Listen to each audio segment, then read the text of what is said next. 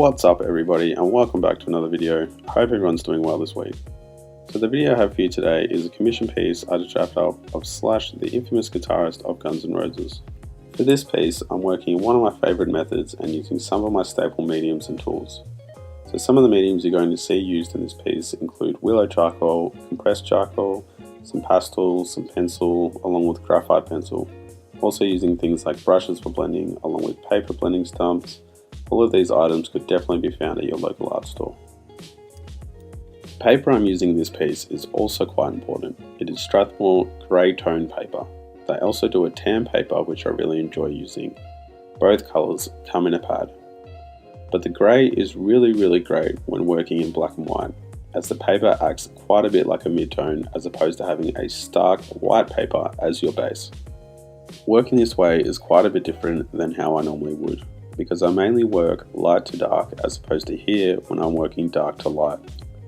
So early on in this video you would have seen me sketch in the basic composition before adding in shadows in soft willow charcoal, keeping things quite loose, before adding in white charcoal highlights and beginning to refine some certain areas.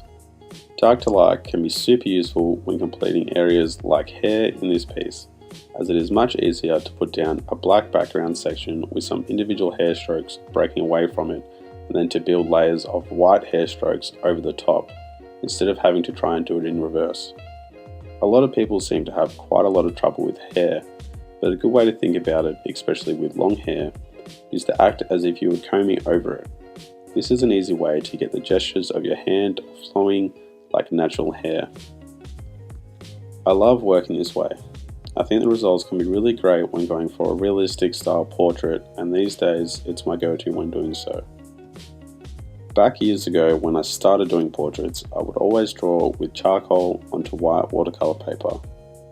And whilst this has its own benefits, I feel like the method I'm using here, where I can flesh items out a lot more and make objects and items look a lot more 3D and wholesome, as you have the benefit of being able to add white highlights in with pencil as opposed to relying on negative space with the white paper. I'm also just really curious to know what you guys out there would like to see on the channel.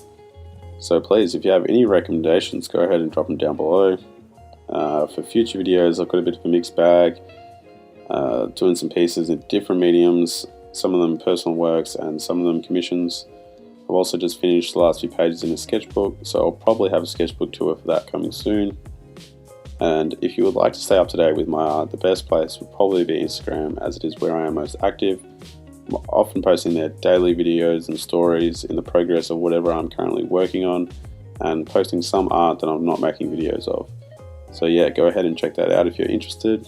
I'll drop a link below, but my page name is just Callum Warren Art. And yeah, I think I'll leave it at that for this video. So if you did enjoy it, please do drop a like and subscribe. I'll let the music run the rest of this video out, and I'll hopefully catch you in the next video.